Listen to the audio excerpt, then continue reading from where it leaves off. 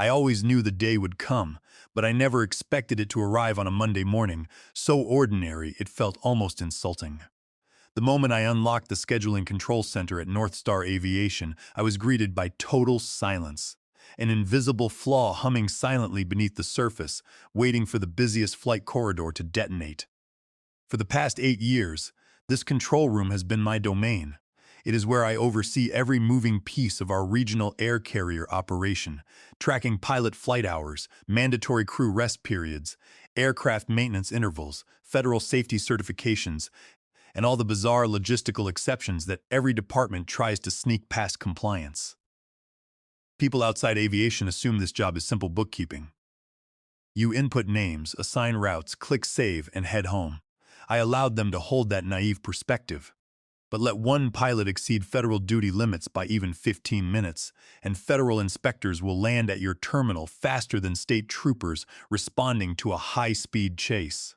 One tiny scheduling error can cost North Star millions in penalties or ground an entire fleet overnight. Every single day, I keep this complex operational engine running smoothly. My name is Edward Vance. I am 46 years old, and for 8 years, I have been the only person at North Star Aviation who truly understands how to keep our flight operations compliant and airborne. 178 fixed routes, 12 state jurisdictions, and nearly 6,000 pilots, flight attendants, and ground technicians. One missed rest window, and the operational chain snaps. One expired maintenance endorsement, and a commercial jet sits grounded on the tarmac. One miscalculated international pairing, and federal regulators can suspend our operating certificate for 2 full weeks. I know these stakes because I have personally stopped those catastrophes from happening dozens of times. There was the winter blizzard that paralyzed the eastern seaboard. I spent 18 straight hours in this room, manually rebuilding our entire flight grid, while federal authorities forced other airlines into mass cancellations. There was the night our automated rest tracking module glitched after a database migration, and I hand-checked 300 pilot logs line by line to prevent illegal departures. I earned my position through relentless vigilance, and everyone on the flight deck knew it. Everyone, that is, except the corporate suits who had never smelled jet fuel. 2 months ago, North Star Aviation was quietly acquired by Argonne Capital, a private equity firm. Nobody in operations celebrated the takeover. They looked strictly at quarterly margins, financial spreadsheets, and headcount reduction. Slice 5% here, eliminate 10 positions there, consolidate department software, and suddenly the board thinks they are corporate geniuses. I quietly hoped my department was too specialized, too deeply tied to federal aviation compliance for them to alter our operations. I have a habit of being wrong at the most inconvenient moments. That Monday morning, I walked past the wall monitors displaying real-time flight telemetry across 12 states. A few minor warning flags were flickering, but nothing critical. I had barely sat down at my terminal when Human Resources call SysSalt, summoning me immediately to an emergency briefing on the 13th floor.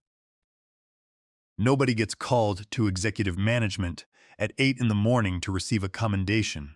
I stood up, adjusted my jacket, grabbed my leather logbook, and headed toward the elevator. In my mind, I was already cataloging every possible operational risk. When you have worked in flight scheduling as long as I have, you learn that a sudden gut feeling is usually an early warning indicator. The 13th floor conference room was a world entirely disconnected from the noise of the hangars and runway gates. I always joked with my senior dispatchers that the executives up there did not know the sound of landing gear locking into place. When I stepped inside, the atmosphere was thick with tension. Around the long mahogany table sat unfamiliar faces, wearing tailored suits and cold analytical expressions. I knew instantly that my department was about to be altered, though I did not yet grasp how reckless their plan truly was. None of these executives understood flight operations, federal law, or what happens when you dismantle a safety framework built over 8 solid years. Standing at the head of the conference table was Chadwick Palmer, the newly appointed vice president of corporate restructuring from Argonne Capital. Chadwick was 34 years old, wore a $5,000 suit, and carried himself with the supreme confidence of someone who believed an advanced business degree granted him supreme wisdom over any industry on earth. It took me less than 10 seconds of watching him check his platinum wristwatch to understand exactly what kind of corporate manager was standing before me. The type who believes real-world complexity is just an excuse made by legacy employees who resist modern efficiency. "Edward, thank you for joining us," Chadwick began, his tone dripping with polished condescension. "Argonne Capital sees a massive optimization opportunity at North Star Aviation. In corporate speak, eliminating friction always meant laying off experienced staff." I sat down, opened my notebook, and remained completely silent. "To achieve our target returns," Chadwick continued smoothly, "we must reduce our reliance on legacy infrastructure and high-cost department heads. Your custom scheduling platform is over 8 years old, Edward, and frankly, its operational overhead no longer fits our streamlined financial model." I expected him to push for software upgrades, but the sheer arrogance of his delivery was astonishing. My system was not flashy, but it had kept North Star compliant through blizzards, technical outages, and complex regulatory shifts. Before I could speak, Chadwick gestured to a young woman sitting on his right. "This is Chloe Bennett, our newly appointed systems analyst." Chloe graduated at the top of her business analytics program and has designed our modernized scheduling framework. Chloe stood up, holding a thin metallic laptop like a trophy. She was 26 years old, wore a crisp business suit, and beamed with the eagerness of a corporate consultant who had never experienced an operational crisis. "I have built a consolidated flight scheduling matrix using advanced Excel models integrated with dynamic analytical formulas," Chloe announced proudly. "It is visual, fast, intuitive, and capable of replacing the legacy manual validation routines currently running in operations." Excel. I nearly laughed out loud, yet I kept my expression neutral and let her continue. "My model tracks flight hours, crew certifications, rest windows, and federal constraints inside a single interactive dashboard," Chloe explained, clicking through colorful charts on the wall display. "No expensive database maintenance, no proprietary code, and no need for manual override interventions."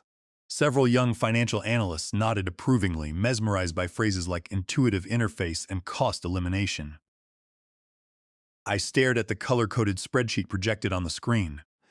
It was a visual masterpiece of conditional formatting, but procedurally it was a ticking time bomb. She understood mathematical theory, but possessed zero understanding of aviation reality. She did not know what happens when a flight crew operates from Texas to Colorado, experiences a 3-hour ground hold, and gets rerouted through Arizona under federal Part 121 rest restrictions. "We project this transition will cut department operational expenditure by 40%, Chadwick added, eyes shining with executive greed. "And to implement these savings immediately, we are restructuring the Flight Operations Division." Restructuring was simply their polished synonym for terminating experienced personnel to hire cheap labor. "Beginning next month, Chloe's system will assume full operational control.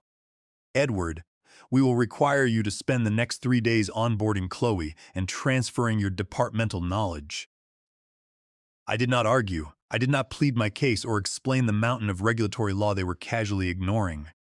I stood up, closed my logbook, and looked at Chadwick and Chloe.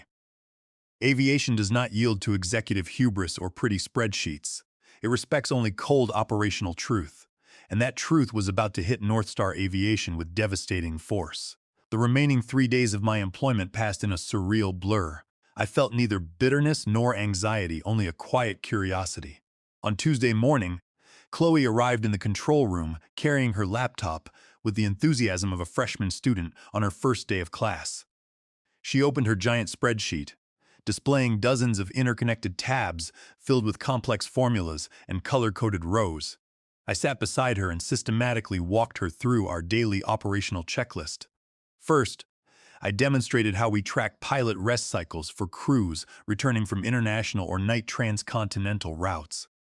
Federal regulations require a minimum of 32 consecutive hours of uninterrupted rest following certain duty thresholds, and federal data feeds are frequently delayed, requiring manual cross-verification. My automated lookup formulas resolved those delays instantly, she insisted. I smiled faintly. I had heard that exact phrase 4 times in 2 days. Next, I showed her how to verify technician endorsements. Maintenance crews servicing regional jets require distinct qualification seals compared to those working mainline aircraft. Chloe asked why the system could not simply auto-assign technicians based on seniority. She failed to comprehend that assigning an uncertified technician to sign off on an engine overhaul constitutes a federal crime that can ground an airline instantly. When we reached the data feed for our major hub in Florida, a small red warning light flashed on my primary monitor. Chloe immediately leaned in, pointing at the screen. It miscalculates rest credit hours, specifically for flight legs with technical layovers in Tampa. The vendor refused to patch it due to development costs, so I created a manual cross-checking protocol. I verify the raw flight logs every week before releasing the schedule. It has never once produced an illegal flight pairing. Chloe stared at the display, then looked at me with judgment. You have been performing manual workarounds for 6 years without logging a formal software revision request with executive management? I kept my voice perfectly level. The workaround is safe, precise, and completely effective when properly executed. But Chloe was already closing her laptop. Allowing an unpatched logic error to persist in core software creates unacceptable corporate risk.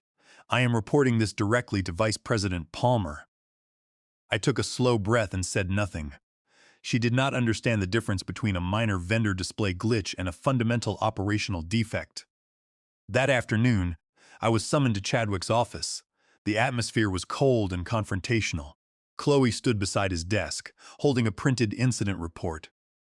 "Edward," Chadwick announced, adopting the posture of a prosecutor, "Chloe has brought a severe operational compliance failure to my attention. This represents gross departmental oversight." I stood straight and replied, "It is a documented vendor bug that has zero impact on safety because I personally audit every Tampa log. It creates no operational risk." Chadwick held up his hand, cutting me off. "Relying on manual human intervention for 6 years is proof of outdated management. Chloe's Excel model will eliminate these human errors entirely." He pulled a severance agreement from his folder. "Effective immediately. Your transition period is compressed. You have until Friday afternoon to clear your desk. North Star Aviation will deploy Chloe's system on Monday morning." I did not sign the document immediately. I looked at Chadwick, then at Chloe, and felt a profound sense of calm. "Do you truly believe a spreadsheet can handle federal rest mandates when severe weather hits 3 major hubs simultaneously?" I asked quietly. Chadwick chuckled dismissively. "Excel handles millions of data points per second, Edward. Modern analytics has passed you by." I picked up my pen, signed the exit papers, and retrieved my worn leather logbook from the desk. As I walked toward the door, I turned to Chloe one last time. "Every rerun will duplicate the underlying duty records. Find the root cause first." Chloe gave a curt nod, but I could see in her eyes that she considered my advice nothing more than the bitter warning of an outgoing employee. I packed my desk into a single box on Friday afternoon. As I walked out through the hangar bays, several veteran pilots and line technicians shook my hand. "Who is going to keep these suit-and-tie managers from flying us over our legal duty limits?" "Edward." I clapped him on the shoulder and said, "Keep your logbooks tight, Captain. You are going to need them next week." I drove out of the parking lot as the sun set behind the maintenance hangars. Looking in my rearview mirror at the 13th floor windows shining in the twilight, I knew the countdown had already begun. In reality, they had just pulled the foundation stones out from under a high-pressure skyscraper, and Monday morning was coming faster than they imagined. I spent Saturday and Sunday resting at home, catching up on reading, and enjoying the quiet stillness of retirement. I felt no urge to check in on North Star Aviation, but I knew the operational schedule better than my own pulse. I knew that Monday morning would bring a massive influx of regional flight changes, multi-state weather shifts, and complex rest calculations that no static spreadsheet could ever reconcile. On Monday morning, I woke up at 6, brewed a pot of fresh black coffee, and opened my personal laptop. Using a legacy read-only access credential that IT had forgotten to revoke during my hasty termination, I logged into North Star's internal crew portal. My personal phone began vibrating furiously at 8:40 in the morning. The first text was from Captain Ross. Edward, what in the world is happening with the new dispatch grid? The mobile app is assigning my crew a transcontinental leg out of Chicago with only 3 hours of ground rest after an 11-hour duty shift. That is a blatant federal violation. I called dispatch, and Chloe insisted it is just a visual formatting error in Excel. I took a sip of coffee. Calling an illegal flight assignment a visual formatting error is the exact mistake an amateur makes when overwhelmed by raw data. Edward, the system has me scheduled to work a departure in Denver at 6 in the morning, but I am currently on layover in Phoenix until 8 tonight. It is physically impossible. By 9:15, the messages were pouring in like a flash flood. Line technicians reported being assigned to sign off on aircraft models for which their certifications had expired months ago. Chloe's spreadsheet had crushed thousands of crew parameters into a tangled web of invalid assignments. When the initial regional flight delays occurred early Monday morning due to fog in Atlanta, Chloe attempted to adjust the schedule manually inside Excel. But because her formulas lacked nested logic locks and regulatory guardrails, moving one crew created a cascade of circular reference errors across 50 other tabs. She executed the master recalculation macro 3 times in rapid succession. The macro did not fix the errors. It duplicated every duty entry, stacked invalid flight legs, and generated impossible schedules where pilots were logged as flying 36 hours in a single 24-hour period. Excel computed broken numbers faster and faster until the entire operational framework collapsed into total nonsense. At 9:30 in the morning, the Federal Aviation Authority triggered a national red compliance warning against North Star Aviation after automated tracking nodes flagged dozens of illegal flight filings. A red warning is the final regulatory step before federal marshals intervene to shut down an airline's operating certificate. Phoenix canceled 8 flights. Chicago canceled 4. Denver canceled 5. New York suspended its entire morning departure schedule. North Star Aviation had not canceled flights in clusters like that in my entire 8 years as director. By 11:30, national news outlets were broadcasting live footage from airport terminals across the country. The word meltdown was trending across every major news network. At 12:20, an operational coordinator sent me a frantic message from inside the control room. Chloe is locked in the conference room crying. Excel generated negative rest hours for 12 flight crews.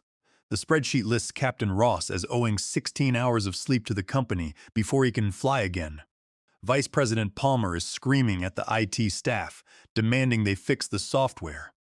At 1 o'clock in the afternoon, North Star Aviation officially grounded all regional operations out of Phoenix for 4 hours, a catastrophic decision costing hundreds of thousands of dollars per hour in penalties. At 2 o'clock, state aviation authorities in Colorado temporarily detained a North Star flight crew on the tarmac after discovering their duty logs showed severe federal rest violations. At 2:40, a grounded pilot posted a screenshot of his assigned flight deck schedule online. The image showed him scheduled to fly from Seattle to Houston, then Houston to Miami, then Miami to Boston, all within a single 18-hour window without a single rest break. Airline industry analysts on television were openly speculating that North Star Aviation was facing immediate corporate bankruptcy. By 3 o'clock, an audio recording from inside an executive briefing was leaked to operational staff. Chadwick Palmer could be heard screaming into his speakerphone, claiming that Edward Vance had intentionally sabotaged the legacy databases before being fired, leaving corrupted code behind to ruin the new management team. When their reckless shortcuts cause a structural collapse, they immediately look for a scapegoat to blame. At 3:47, over 300 stranded passengers in Denver staged a massive protest at the corporate check-in counters. Ground crews across 4 states initiated a spontaneous work refusal, stating they would not service or fly any aircraft until federal safety inspectors verified that flight schedules complied with federal law. North Star Aviation was completely paralyzed. Flights were grounded, crews were standing down, terminals were overwhelmed, and federal regulators were preparing to revoke the airline's operating license. And sitting in my quiet home, I knew that spreadsheets cannot run an airline, but operational truth will always demand a reckoning. My phone rang continuously throughout the late afternoon. I wanted the corporate board of Argon Capital to fully digest the consequences of their arrogance. When you displace experienced operational leadership to score short-term financial metrics, you must be prepared to face systemic collapse when the bill comes due. At 4 o'clock, I finally picked up a call from Miles, a veteran flight operations coordinator who had worked under me for 6 years. He informed me that Chadwick was hosting an emergency press briefing, trying to claim that the operational meltdown was caused by a legacy system virus left behind by previous management. Miles told me that the entire dispatch staff knew Chadwick was lying, but the executive board was panicking under intense regulatory pressure. The Federal Aviation Agency had just delivered an ultimatum to North Star Aviation. The airline had exactly 4 hours to submit a fully verified, legally compliant master flight schedule for the entire network. A 30-day operational suspension would inflict fatal financial damage, bankrupting the company and stranding tens of thousands of passengers across the country. At 5:15, my phone rang again. This time, the caller identification showed the name Evelyn Cross, Chief Legal Counsel for North Star Aviation. I answered. "Hello, Evelyn." Her voice was devoid of corporate posturing. "Edward, we are in an absolute catastrophe. We need you back in the control center immediately." I replied calmly, "Evelyn, Vice President Palmer made it abundantly clear on Friday that my operational methods were obsolete and that Excel was fully capable of running this airline." Evelyn let out a long sigh. "Chadwick is an idiot who understands nothing about aviation law. The federal agency is threatening to ground our entire fleet in less than 3 hours. Please, Edward, name your terms." Before I could answer Evelyn, a second line buzzed on my phone. It was Chadwick Palmer. He sounded completely broken. The arrogant VP from Thursday was gone, replaced by a desperate corporate manager listening to his career implode in real time. Edward, please," Chadwick stuttered, background noise of shouting managers echoing behind him. "We have a severe system communication error. The federal agency is threatening to freeze our operating license. I need you to step in as a temporary technical consultant right now. Name your hourly rate." "I have no interest in your hourly rate, Chadwick," I stated coldly, "and I will not return as a temporary firefighter to fix mistakes caused by your arrogance." Chadwick choked back his panic. "If I return to North Star Aviation, I return with total technical authority over flight operations. I will not report to you. I will not report to Argon Capital's restructuring committee. I will report directly to Chief Executive Officer Preston Montgomery and the board of directors. And your spreadsheet will be thrown into the trash where it belongs." Chadwick hesitated, his pride making one last desperate stand. "You cannot bypass executive reporting chains." "Then enjoy your 30-day federal suspension, Chadwick," I replied, preparing to disconnect the call. "I will clear it with Chief Executive Montgomery immediately. Just get down to headquarters." 10 minutes later, I received a direct call from Preston Montgomery, the Chief Executive Officer of North Star Aviation. Preston was a veteran airline executive who had been sidelined by Argon Capital during the buyout. "Edward, I am standing in the control room right now looking at a total disaster. Chadwick Palmer lied to the board about Chloe's spreadsheet capabilities. I have just revoked Chadwick's operational authority. I am offering you an immediate executive contract as Director of Flight Scheduling Operations, reporting directly to me. Will you come back and save this airline?" "I am on my way, Preston," I answered. I grabbed my leather logbook, put on my jacket, and drove toward North Star headquarters as dusk settled over the city. When I arrived at 6:30 in the evening, the main terminal building looked like a command center during a major national crisis. Television news trucks were parked outside, emergency lighting illuminated the hallways, and exhausted employees were running back and forth with stacks of paper flight logs. I walked directly into the Central Operations Control Room. The moment I entered, the frantic shouting inside the room suddenly ceased. There was no applause, just a profound collective sense of relief. Sitting in the corner of the room was Chloe Bennett, staring blankly at her frozen laptop, tears welling in her eyes. Standing near the window was Chadwick Palmer, pale, sweating, and completely isolated from the rest of the staff. I walked straight to the central podium, placed my leather logbook on the console, and looked around the room. "Listen up, everyone," I announced, my voice carrying total authority. "Clear the spreadsheet files off every console. Reset the primary server nodes to last Thursday's clean database backup. We are going back to operational truth." The entire room erupted into action. Dispatchers sprinted to their terminals. Network engineers initiated database restoration protocols. And for the first time in 12 hours, North Star Aviation began moving with clear direction. She looked up at me, her voice trembling. "Edward, I am so sorry. I thought the formulas were correct. I didn't mean to destroy the schedule." I looked at her gently. "You made a mistake because you trusted a corporate manager who valued cost-cutting over operational reality. Now step aside and watch how a real airline operates under pressure." I pulled up the primary system terminal, opened my leather logbook, and began executing the complex manual validation sequences that had protected North Star Aviation for 8 years. We had 2 hours to rebuild an entire airline grid, salvage thousands of passenger itineraries, and satisfy federal inspectors. The battle for North Star Aviation was entering its final, decisive hour, and this time, real experience was in total control. By 7:15 in the evening, the control center was operating at peak intensity. The air was charged with focus as 6 veteran dispatchers sat alongside me, typing commands, verifying flight crew qualifications, and recalculating route pairings line by line. I had systematically isolated Chloe's broken Excel spreadsheet, purged the duplicated data buffers from the server memory, and restored the core scheduling engine from my Thursday night backup files.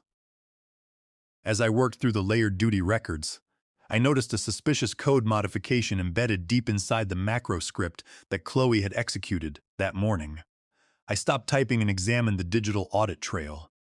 At 10:07 on Friday morning, an administrative user account had overridden the core rest calculation formulas, hard-coding a mandatory 15% reduction in pilot ground rest intervals across all regional routes. The administrative account belonged to Vice President Chadwick Palmer. Chadwick had not simply trusted Chloe's inexperienced spreadsheet model. He had intentionally sabotaged the formula parameters to force artificial cost savings on paper. When his illegal formula tweak caused the circular reference loops and triggered the nationwide meltdown, he tried to pin the entire disaster on Chloe's inexperience and my legacy code. It was a dirty corporate cover-up designed to save his executive reputation at the expense of safety and truth. I called legal counsel Evelyn Cross and Chief Executive Officer Preston Montgomery over to my terminal. "Look at this audit stamp," I said, pointing to the encrypted log file. Her face turned bright red with fury. "Chadwick intentionally altered federal compliance formulas to fake operational efficiency metrics," she stated, her voice trembling with anger. Chief Executive Montgomery looked over at Chadwick, who was standing near the water cooler trying to avoid eye contact. "That is corporate fraud and a direct violation of federal aviation laws," Preston whispered fiercely. "He nearly destroyed this airline to cover his own hubris." At 8 o'clock sharp, the control center connected via secure video conference with the senior enforcement panel of the Federal Aviation Agency. Displayed on the wall monitors were 2 stern federal inspectors, led by Director Vance, a sharp regulator who had spent 30 years enforcing commercial flight safety laws. "North Star Aviation," Director Vance announced coldly over the speaker system. "You have less than 1 hour remaining on your emergency compliance window. If a fully validated Part 121 schedule is not submitted and verified, we will execute an immediate order suspending your operating certificate across all regions." I stepped in front of the camera, opening my master control screen. "Director Vance, this is Edward Vance, Director of Flight Scheduling Operations. I have restored our primary compliant scheduling architecture." Director Vance's expression softened slightly when he recognized me. "Edward, the unvalidated spreadsheet model deployed this morning has been completely decommissioned. I have spent the last 2 hours rebuilding our flight grid from our verified baseline database. Every flight pairing, rest interval, and maintenance endorsement has been hand-audited under standard federal protocols. For For the next 45 minutes, Director Vance and his team of federal inspectors subjected my restored schedule to intense digital scrutiny. Line by line, my system passed every compliance check without a single violation flag. At 10:42 in the evening, Director Vance looked up from his terminal and nodded. The submitted flight schedule is fully compliant with all federal rest mandates and safety regulations. Operations may resume immediately. A cheer erupted throughout the control center. Dispatchers clapped each other on the back. Line managers hugged, and tears of relief streamed down the faces of staff members who had faced corporate ruin just hours earlier. You saved 5,000 jobs tonight, Edward. I turned my attention to the final remaining piece of business. I walked over to Chadwick Palmer, who was attempting to quietly pack his briefcase and slip out of the control room. "Where are you going, Chadwick?" I asked loudly enough for the entire executive team to hear. Chadwick tried to adopt a defensive posture, but his hands were trembling. "I am returning to Argonne Capital's corporate office to file my operational summary." Chief Executive Montgomery stepped forward, accompanied by 2 airport security officers and legal counsel Evelyn Cross. "We have turned your digital audit logs over to federal investigators and our corporate board. You are terminated immediately for gross misconduct, corporate fraud, and endangering commercial flight safety." Chadwick looked around the room frantically, searching for an ally, but every single employee stared back at him with cold contempt. Security officers escorted Chadwick out of the building, his expensive suit rumpled and his executive career shattered beyond repair. At 11:30 at night, Chief Executive Montgomery convened an emergency board meeting in the 13th floor conference room. The board unanimously voted to permanently abolish Argonne Capital's restructuring committee, restore full operational budget to flight scheduling, and officially appoint me as Vice President of Flight Operations and Safety Compliance, reporting directly to the Board of Directors with full veto authority over any corporate policy that touches regulatory safety. After the meeting concluded, I walked back down to the quiet control room. Chloe Bennett was still there, sitting at a side desk, quietly cleaning up her files. She looked up, her eyes red from crying. "I suppose you want me to leave too," she whispered. I shook my head. "You are an intelligent analyst, Chloe. If you want to stay at North Star Aviation, I am creating a junior data forecasting role under my direct supervision. I will teach you how flight operations actually work in the real world." Chloe wiped away a tear and smiled genuinely for the first time all week. "I would be honored, Edward. Thank you." I left the control center at midnight. Walking out into the cool night air, I listened to the distant, comforting roar of jet engines echoing across the tarmac as North Star flights resumed their normal departure schedules. I pulled my worn leather logbook from my coat pocket and placed it safely inside my briefcase. For 8 years, I had quietly protected this airline from behind the scenes. When arrogant corporate managers tried to replace real operational experience with cheap spreadsheets and corporate illusions, reality delivered a swift and unyielding lesson. It is forged through integrity, deep operational knowledge, and an unyielding commitment to doing things right. I got into my car, started the engine, and drove out into the quiet night. North Star Aviation was back in safe hands. The skies were clear, and no one would ever question the value of operational truth again.